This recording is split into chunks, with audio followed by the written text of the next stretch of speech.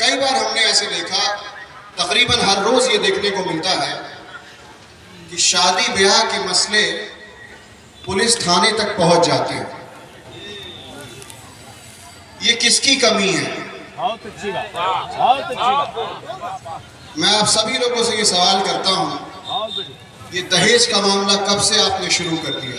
क्या कहने, आप लोगों ने निकाह को इतना मुश्किल क्यों बना दिया? क्या कहने वाह। अगर कहीं गलती होगी तो माफ कीजिएगा मुझे, लेकिन आज मैं बात करूंगा तो दिल से बात करूंगा। जब बार बार इस बात को कहा गया कि निकाह को आसान बनाओ, क्या आप सभी लोगों को मालूम है मस्जिदों में किनका निकाह होता है? क्या कहने, सबसे बड़ी मिसाल किसकी है? मौलाए कायनात की। जबरदस्त, वाह क्या क्या कहने। उसको हम सभी लोगों ने भुला दिया? ऐसा क्यों हो जाता है कि निकाह करने के लिए, शादी करवाने के लिए एक लड़की के बाप को अपनी जमीन बेचनी पड़ती है? अरे वाह, क्या पॉइंट है। तो इस तहरीक को हिस्सा आप लोग जरूर बनाइए। आज यहाँ पे जितने भी लोग मौजूद हैं, जो लोग हमारी आवाज़ों को सुन सकते हैं, क्योंकि वक्त ऐसा है कि चीज़ें रिकॉर्ड होती हैं तो ये बार बार कई सालों तक चलती रहेंगी।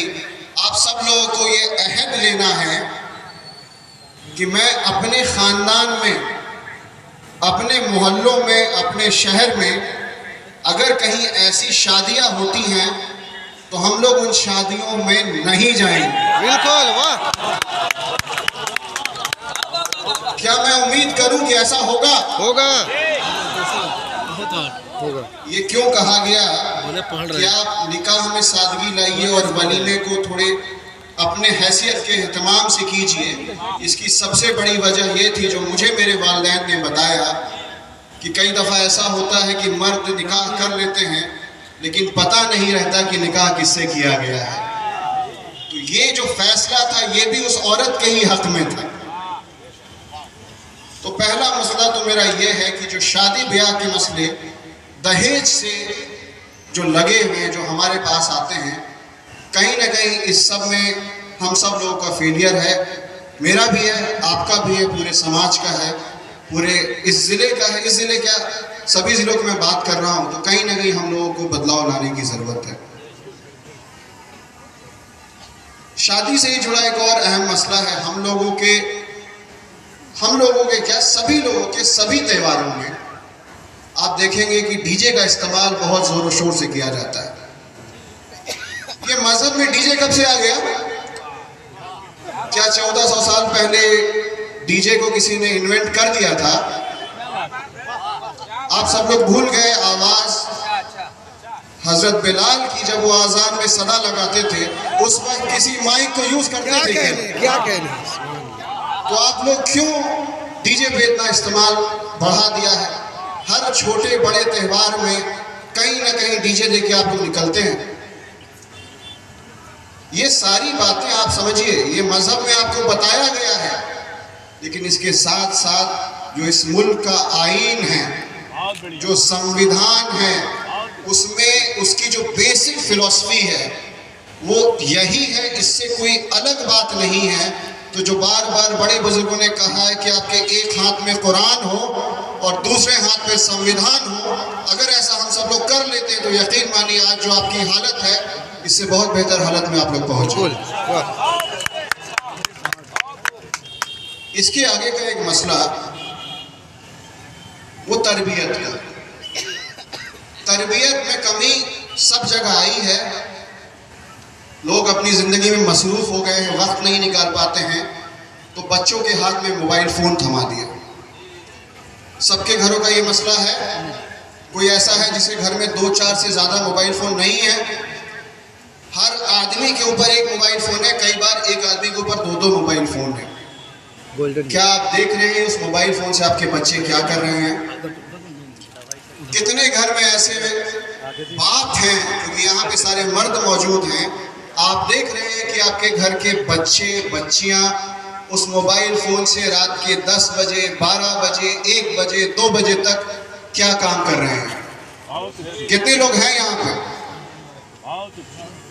मुझे नहीं पता कितने हैं, लेकिन मैं ये मान के चलूँ, जो मैं देखता हूँ अपने आसपास, जो क्राइम हो रहा है, जो हम लोगों तक चलकर आ रहा है, उसकी एक बहुत बड़ी वजह ये मोबाइल फ़ोन भी है। तो ये जो तरबियत हमें दी जाती थी, उसके लिए ना कई बार आप लोगों ने सुना होगा, आपको कोई बहुत बड़े इदारे में जाने की ज़रूरत नहीं है। ज़रूरी नहीं है कि आप दारुल उलूम से ही फारिग हों। छोटे मदरसों से पढ़े हुए बच्चे, बहुत पहले के, जिनकी घर की तरबियत अच्छी होती थी, माँ बाप का प्यार मिलता था, वक्त मिलता था, वही लोग हीरा बन के निकले हैं और इस समाज को नई दिशा और दशा दी है। तो आपको अपने जहन में कभी इस बात को नहीं लाना है कि हम एक झारखंड जैसे स्टेट में छोटे से ज़िले लोहरदगा में रहते हैं। आप यकीन मानिए, हर जगह, हर समाज से ऐसे लोग निकले हैं जिन्होंने इतिहास बनाया है। अगर वो कर सकते तो आप क्यों नहीं कर सकते? मैं एक छोटी सी मिसाल दूंगा, मेरी हैसियत नहीं है। हम लोगों ने अपने समाज को रोल मॉडल्स अच्छे नहीं दिए। आप यकीन मानिए इस बात को, बहुत तकलीफ के साथ मैं कह रहा हूँ, हमारे रोल मॉडल्स अगर अच्छे होते तो शायद स्थिति जो अभी है, जो सच्चर कमेटी की रिपोर्ट कह रही है, वैसी स्थिति नहीं होती। मैं इसी स्टेट का रहने वाला हूँ। आबाई घर हमारा गुमला ज़िले में हुआ, हमारे बाप दादा वहीं दफन हैं। छोटा सा एग्जाम्पल दूंगा, अगर उस ज़िले का एक बच्चा पढ़ाई लिखाई कर IPS ऑफिसर बन सकता है, कंधे पे सितारे लगा सकता है, अशोक स्तंभ लेकर चल सकता है, तो आप क्यों नहीं कर सकते हो? तो दूसरा मसला जो है वो है एजुकेशन का। अपने आसपास आपको दीनी तालीम तो देनी ही है, लेकिन उसके साथ साथ जो मॉडर्न एजुकेशन है उस पर बहुत फोकस करना। जो आप शादी ब्याह में खर्च कर रहे हैं, उसका अगर एक हिस्सा अपने बच्चों के सही तरबियत, सही एजुकेशन में लगा देंगे, तो जो बदलाव आएगा उसका कोई अंदाज़ा नहीं लगाया जा सकता। ये 2, 4, 5, 7 बातें मेरे जहन में थी जो मुझे कहनी ज़रूरी थी। मुझे लगता है कि जो तहरीक यहाँ पे चलाई जा रही है और बेदारी जो करने की कोशिश है, मुझे पूरी उम्मीद नहीं, मुझे यकीन है कि बेदारी ज़रूर होगी। कम से कम यहाँ पे जो लोग आए हैं, अपने आसपास जब गलत होता हुआ देखेंगे तो आवाज़ ज़रूर उठाएंगे। अगर आप आवाज़ उठाते हैं तो आप यकीन मानिए, यहाँ पे मैं इस मंच से आपसे वादा करता हूँ, जब भी कुछ भी बन पड़ेगा आप हमारे पास आएंगे, तो जो भी परमिसिबल है लॉ के हिसाब से आपकी मदद करने को मैं वो मदद ज़रूर करूँगा। तो ज़्यादा वक्त नहीं लेंगे, क्योंकि वक्त सबके लिए लिमिटेड ही है।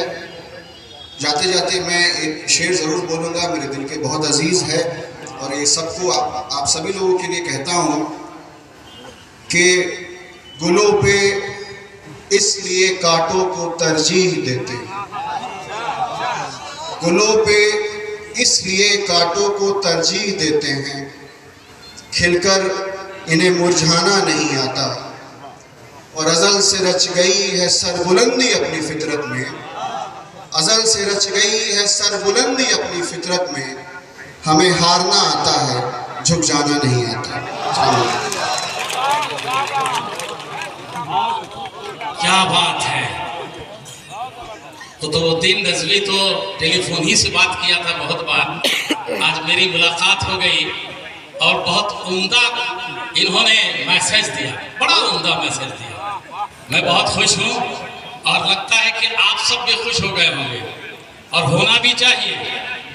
जब एक गरीब घर का बेटा स्टार लगा सकता है, एसपी बन सकता है, तो लोहरदगा के किसको का कोई बेटा है एसडीओ क्यों नहीं बन सकता है? लोहरदगा के इस्लाम नगर का बेटा कोई डीएसपी क्यों नहीं बन सकता है? बन सकता है, बनने की एबिलिटी है, बस शर्त यह है कि तालीम को फरोग दीजिए और कम खाइए, मगर भूखे रहिए एक बार, मगर अपने बेटों को पढ़ाइए। तहरीक का एक हिस्सा है, और तहरीक के जितने भी